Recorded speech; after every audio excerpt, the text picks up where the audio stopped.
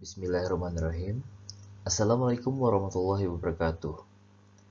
Saya Rizky Suganda. Pada kesempatan kali ini saya akan share mengenai analisis data, baik itu kuantitatif maupun kualitatif.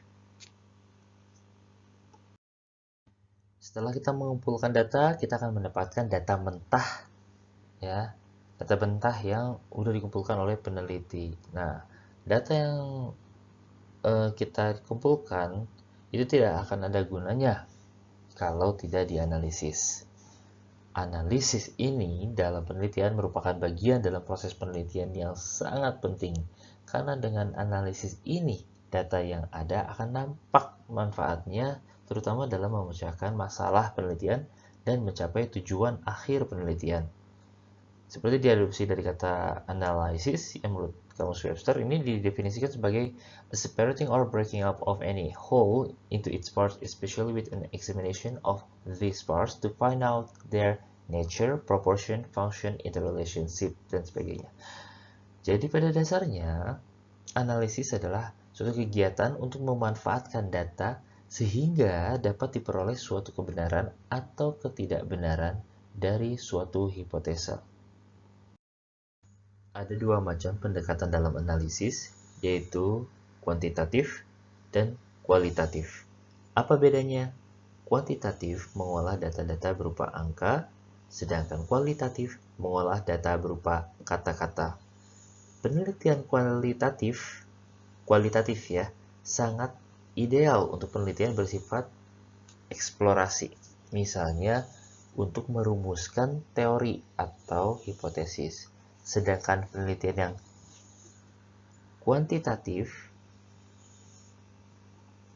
kuantitatif itu cocok untuk penelitian yang lebih sifatnya itu konfirmasi atau konfirmatori. Misalnya untuk pengujian hipotesis. Penelitian kualitatif ya tadi kan menggunakan data berupa kata, frase, deskripsi atau gagasan. Nah, ini akan lebih memakan waktu dan karena itu hanya memiliki ukuran sampel yang kecil. Kalau penelitian kuantitatif menggunakan data berupa angka dan dapat divisualisasikan dalam bentuk grafik. Ini membutuhkan ukuran sampel yang lebih besar supaya lebih bermakna. Nah, gabungan kedua pendekatan ini dinamakan dengan mixed method. Mana yang harus Anda gunakan? Itu tergantung tujuan penelitian Anda.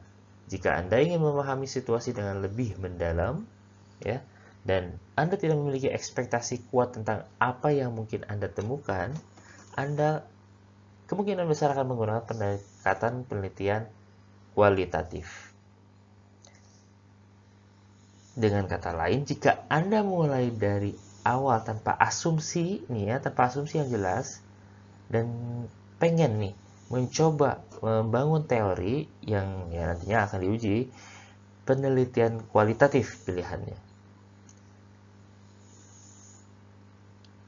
Kalau Anda perlu menguji hipotesis, saya ingin mengetahui hubungan antara ini dan itu, atau ingin mengukur dan mendeskripsikan sesuatu secara numerik, pendekatan kuantitatif yang terbaik untuk penelitian Anda.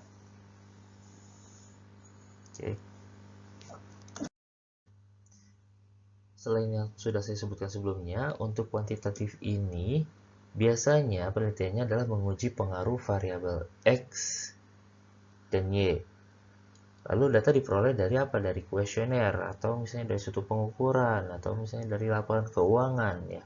Judul-judulnya biasanya seperti analisis pengaruh X1, X2 terhadap Y.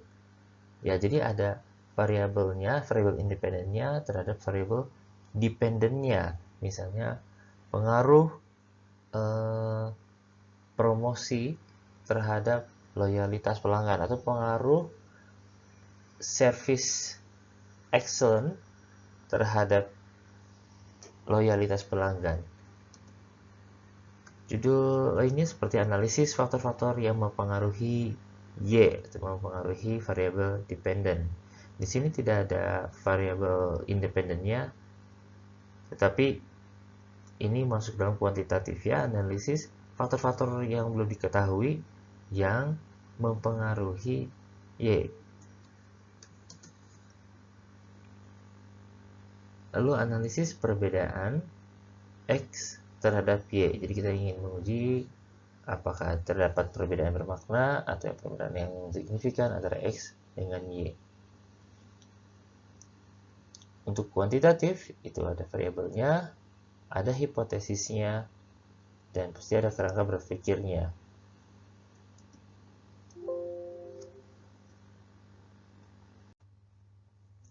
Untuk analisis kualitatif atau pendekatan kualitatif, ini meneliti permasalahan yang ada di objek penelitian. Datanya diperoleh dari wawancara, ya, atau dari diskusi, diolah dari hasil transkrip wawancara. Judul-judulnya biasanya seperti evaluasi, efektivitas, penerapan, ya bukan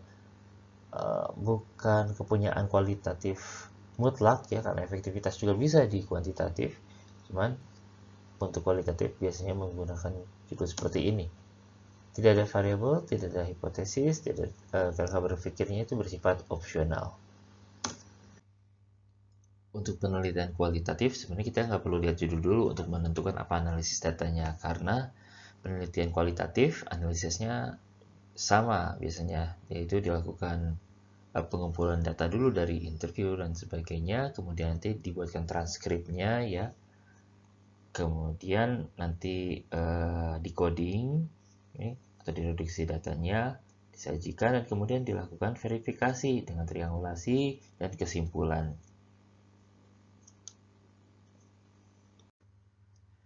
Untuk melakukan pengolahan data tertentu, tentu kita perlu melakukan pengumpulan data, dan untuk menghasilkan data yang sesuai diperlukan teknik khusus untuk melakukan pengumpulan data yang sistematis.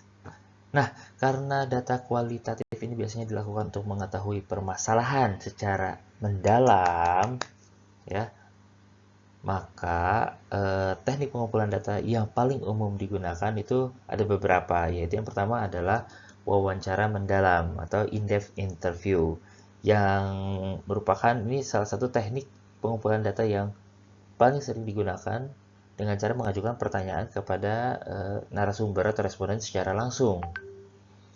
Nah, teknik ini sebenarnya dapat digunakan untuk membuktikan data yang sudah kita peroleh sebelumnya. Lalu, yang kedua itu observasi, yaitu teknik pengumpulan data yang dengan cara melakukan pengamatan untuk mendapatkan gambaran lebih detail mengenai suatu kegiatan. Oke. Dan yang ketiga adalah focus group discussion atau FGD. Ini teknik yang dengan cara mengadakan diskusi bersama beberapa responden untuk mengenai topik penelitian. Untuk apa? Untuk mengetahui pandangan, pendapat, atau pemahaman mereka, gitu. Yang terakhir adalah teknik dokumentasi yang dilakukan dengan cara mengkaji dokumen-dokumen terkait penelitian atau riset. Setelah data terkumpul, maka yang berikutnya adalah reduksi data. Tahap ini difokuskan pada proses pemilihan, penyederhanaan, abstraksi, dan transformasi data mentah yang dihasilkan dari proses pengumpulan data. Nantinya data akan disesuaikan dengan kebutuhan dan fokus penelitian. Jadi di tahap ini juga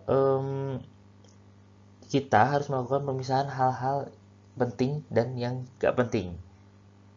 Jadi data yang terkumpul itu udah fokus sama tujuan penelitian kita.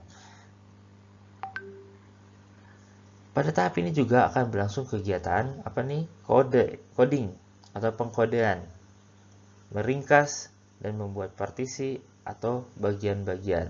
Selain itu juga sebagai bentuk analisis yang nantinya kita akan menajamkan atau mengarahkan, Jadi kita buang yang tidak perlu dan mengorganisasi data sedemikian rupa hingga nanti kesimpulan finalnya dapat ditarik dan diverifikasi pada langkah selanjutnya.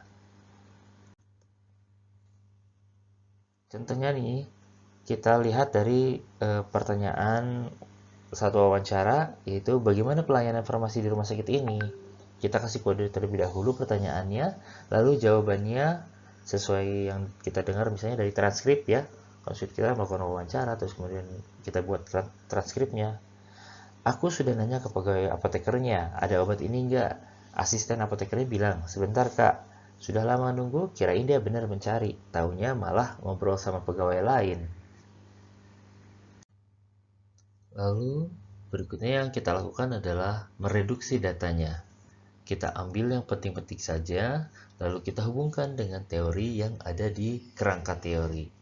Nah, dari jawaban pasien yang tadi sudah kita dengar, ya, di sini ada dua hal yang bisa kita tangkap, yaitu pegawainya tidak cepat dan pegawainya tidak fokus melayani customer. Tidak cepat, pegawainya itu dibuktikan dengan asisten apotekernya bilang sebentar ya kak, dan tidak fokus pegawainya itu dibuktikan dengan jawaban taunya malah ngobrol dengan pegawai lain. Untuk pelayanan yang tidak cepat, kita kasih kode delivery promises atau DP.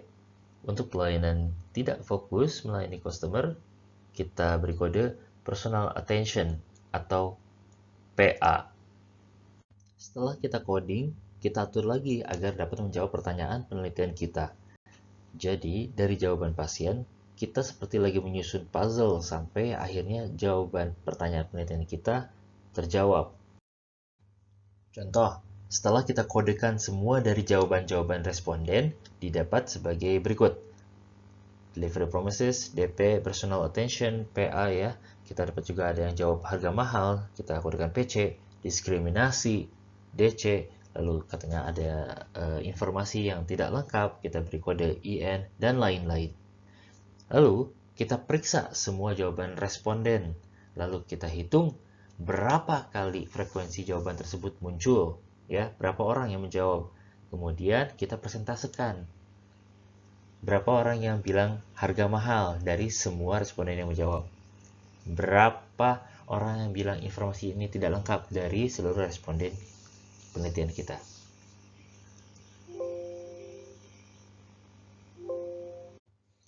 Setelah mereduksi dan mengkategorisasi data, tahap yang perlu dilakukan adalah penyajian data atau display.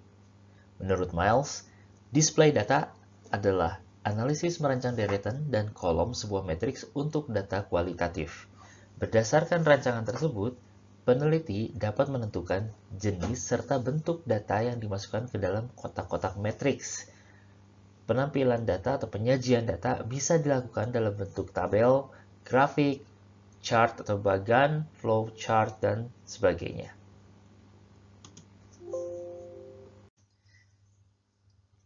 Tahap terakhir dalam pengolahan data kualitatif yang harus dilakukan adalah verifikasi dan penarikan kesimpulan.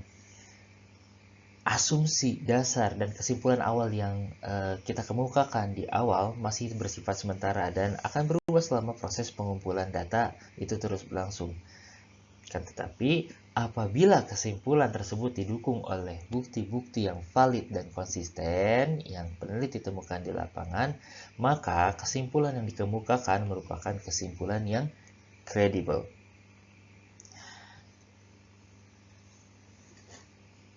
Oke. Secara garis besar ya, kesimpulan itu harus mencakup informasi-informasi penting dalam penelitian. Kesimpulan tersebut juga mesti ditulis dalam bahasa yang mudah dimengerti dan tidak berbelit-belit.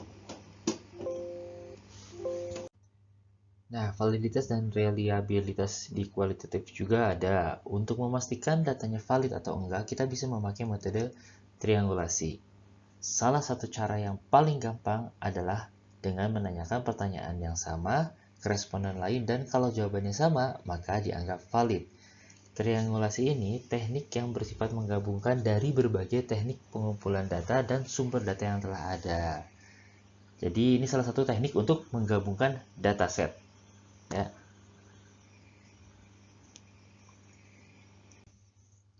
Jenis triangulasi dalam penelitian yang bisa Anda terapkan dalam penelitian Anda antara lain adalah triangulasi data. Anda jadi menggunakan beberapa sumber data untuk menjawab pertanyaan penelitian Anda. Contohnya adalah memvariasikan pengumpulan data dari waktu, ruang, dan orang yang berbeda. Ya, jadi kita menggabungkan data di waktu yang lampau dengan yang sekarang, misalnya seperti itu dengan di tempat yang misalnya Bandung dengan yang di kota lain, dan juga dengan orang yang berbeda subjeknya. Lalu ada triangulasi metodologi. Ini menggunakan metodologi yang berbeda untuk mendekati topik yang sama. Yang ketiga ada triangulasi teori, di mana ini menggunakan berbagai perspektif teoritis dalam penelitian Anda. Dan terakhir adalah triangulasi peneliti. Jadi melibatkan beberapa peneliti dalam mengumpulkan atau menganalisis data. Tujuannya buat apa? Tujuannya antara lain untuk cross-check bukti. Jadi berhubung kita mengumpulkan data yang berkualitas tinggi, ya, maka penting juga untuk memastikan kredibilitas data-data yang Anda miliki. Kemudian untuk apa lagi? Untuk gambaran lengkap. Jadi triangulasi ini akan membantu Anda untuk mendapatkan pemahaman yang lebih lengkap tentang masalah penelitian Anda. Lalu untuk meningkatkan validitas. Validitas adalah tentang seberapa akurat metode dalam mengukur apa yang seharusnya diukur. Ada 5 teknik analisis data kualitatif yang paling umum atau populer, yaitu ada qualitative content analysis atau analisis isi, narrative analysis, analisis naratif, discourse analysis atau analisis wacana, grounded theory atau teori yang membumi, dan interpretive phenomenological analysis.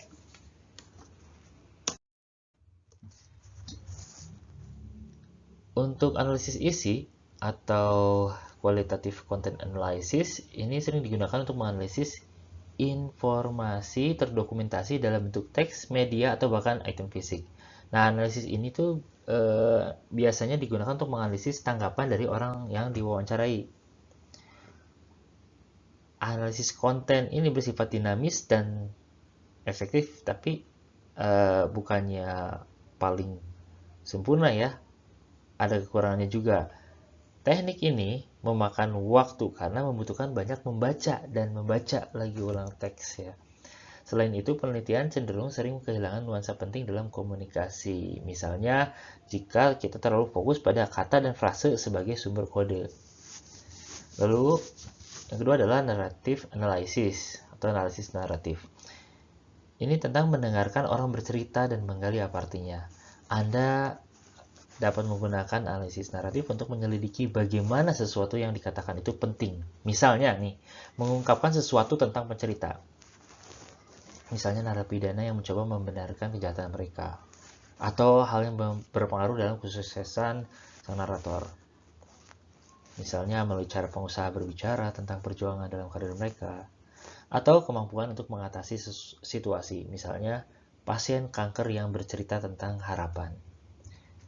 Ini juga ada kelemahannya, ukuran sampelnya bisa sangat kecil, dan sangat kecil ini karena proses menangkap narasinya itu cukup memakan banyak waktu ya. Karena ukuran sampel yang kecil, serta banyaknya faktor sosial dan gaya hidup yang dapat mempengaruhi subjek, pendekatan naratif ini dapat menjadi sangat sulit untuk direproduksi dalam penelitian selanjutnya.